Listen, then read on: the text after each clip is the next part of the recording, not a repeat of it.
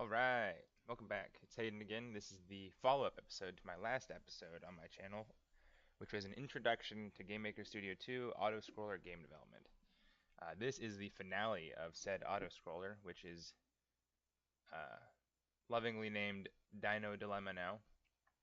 Um, yeah, I am done with this game for now. I may come back to it in the future to add new features or adjust some things if I think about it or if I need to. But the goal was to create that game in the month of January, and I think I have succeeded. Now it is February, so I have a whole new month, which means a whole new game needs to be created. And yeah, that's what I got to look forward to, and I'm actually really excited about it because with this strategy, essentially, I'll be able to create a game every single month, and by the end of the year, I'll have a dozen games, all different, and all will have been teaching me something new, and I'll be learning a whole lot the entire process. Now, let's see. Yeah, so the game's finished. I'll go ahead and just launch it right here, and you'll see my nice title screen, which is pretty similar to how the old title screen was.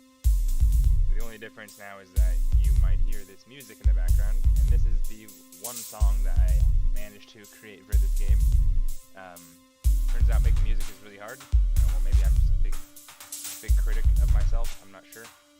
But this one turned out pretty good, I think, and I think it suits the game very well.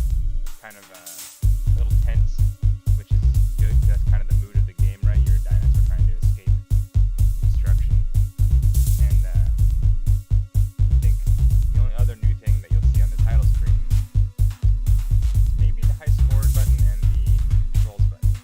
We'll come back to the high scores button, but if you click on the controls button, you are moved to a new window, and in this window, or new room, and in this room you're able to learn the game's mechanics, or at least a little bit. It teaches you that you can move into these three horizontal positions. It teaches you that you can duck. It teaches you that you can jump. And it also tells you that you need to collect these little flashing eggs that you see there on the right. I also have alternate keybinds for people if they don't want to use the arrow keys. You can use A, B, shift, and space. I personally prefer the arrow keys for this. Alright, we hit the back button now. Back on the title screen, and we'll go ahead and enter to join the game. Right away, you'll notice I have my 3 eggs in the top right that signal the amount of lives that I have. And we're already getting bombarded by meteors, cacti, and pterodactyls. A couple things I added.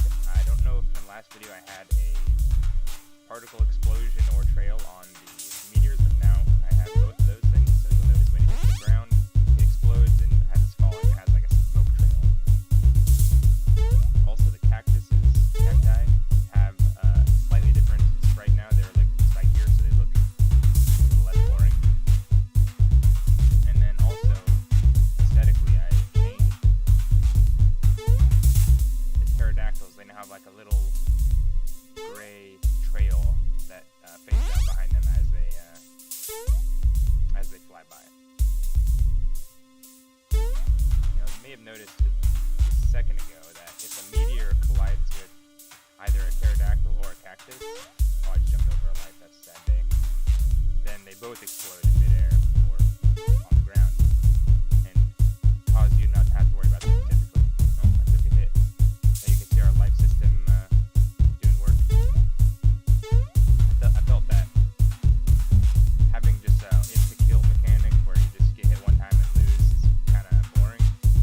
I'm sure it makes the game a little more quick-paced, but I think it also feels good to be able to reach these further levels where things are just going crazy fast. Effectively, at a score of 100 or so, the game is moving twice the speed of like the default speed. And then at 200, you're moving 3 times the speed. So things right here are moving crazy fast. Almost not enough time to even react. Like I couldn't even jump over that cactus right there, barely.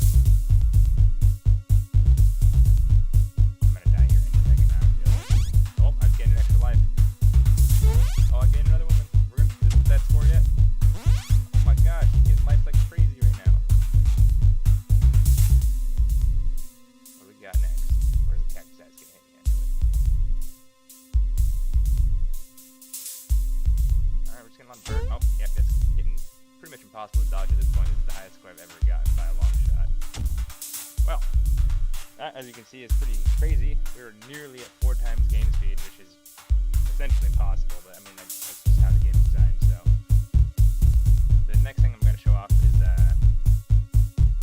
well, if you hit enter or click on this restart button, you have the option to put your name in for a high score entry, and I'm definitely going to do that because that's the best score I've gotten by a long shot.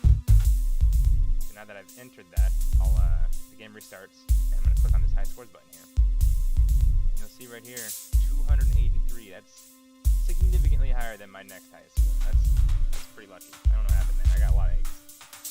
And that's another thing I'm going to talk about really quick. So, randomly throughout the game's progression, there's like a small chance that little eggs will spawn instead of an enemy. And if you collect the egg, it gives you an extra life. Or if you have maximum lives, which is 3, and you can pick up an egg, then instead of giving you a life, it gives you 10 points, which pushes you closer to your next high score. And also, the one that gave me a life because I lost a life. And I did it again because I'm not paying attention there.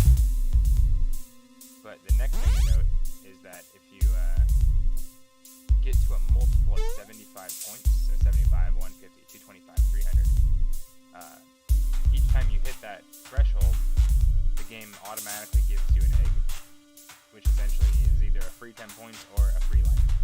So you'll see here in just a little bit, I'll go from 75 to 85 life. Oh, kidding, I'm going to get a life instead. So I didn't gain the points, but I did gain the life for free. So that's definitely really nice. I think getting to 150 is like already pretty tough, so getting 2 free lives is something that will probably not happen on most runs unless you play way too much like me. That's just what happens when you're the developer. You know, you got to play your game 400 million times.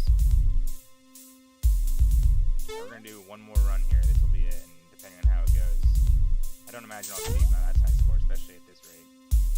Yeah, that was awful. Well, that's that. I mean, sometimes you do really good, sometimes you do pretty average. Anyway, that's the final product of my Dino Dilemma game. I'll close that out. And then I have one more thing I'd like to talk about, which is this. I just opened up the itch.io client, and you'll notice that I have a page created for my Dino Dilemma game. I got a nice background that I created, a quick synopsis of the game and what to expect, and a download link for the game, which is, this game is free. All the games I'm going to create this year are going to be put up for free, just because like I'm doing it like specifically to learn, right? I just need to force myself to make games so I can learn to make better games, right? That's the goal here. Right now this is in draft form, meaning nobody can access this because I haven't finished this video, which I'm currently working on. So as soon as I upload this video and attach it to the itch.io game page, then I'll open up this page from being a draft to live, and people can come and I'll leave a link to this page in the description of the video, and you can come here and download the game and play it for free if you want. Yeah, I got a couple like little basic screenshots on here. It's not a very exciting game page, but I mean it does what I need it to do, right? That's kind of the goal here. Let's see. I think that's about it.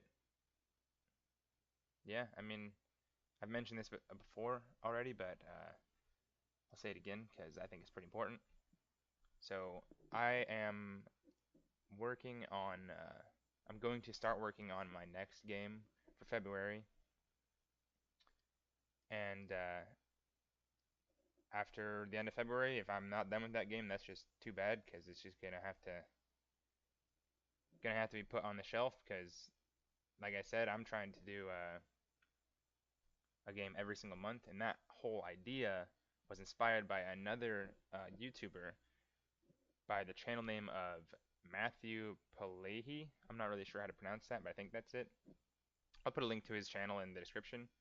He just finished his game a month for January, and it's pretty awesome. He doesn't use Game Maker Studio like I do. He uses Unity instead, but it's still the concept that counts, right? I think it's a very interesting concept to be able to give yourself a schedule, essentially. Like, I need to make a game every single month, and in doing that, if you stick to it, which I wholeheartedly plan on it, you'll have learned a whole lot over the course of a year, and you'll also have a lot to show for it. And I think that's really important to be able to visually see what you've accomplished, right? To to see how far you've come and kind of get a kind of get like an idea of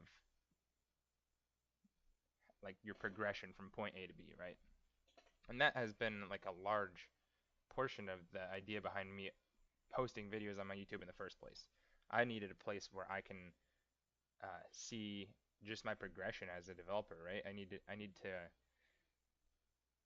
I think it's just a really good way to keep track of how you're doing.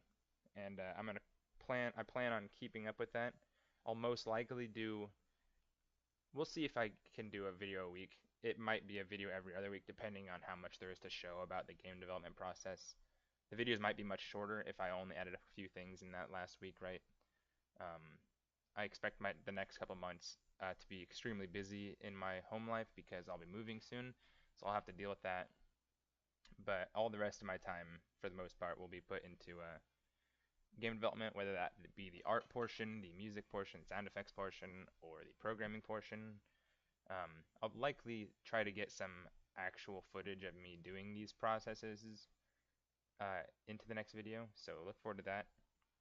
I haven't decided on what the next game's genre or type will be about. I'm thinking I want to do like a shmup type game, like a bullet hell, like basically dodging game. Um, and if not that, then I might try to do like a spin on a tower defense type game. I think both those I'll be able to learn quite a lot. They both handle similar but different systems, and neither of which I'm like an expert at already. So no matter which one I pick, I'm going to be learning a whole lot. And I'll end up doing both of those as the year progresses. So it doesn't really matter which one I pick first. It's just a matter of taste.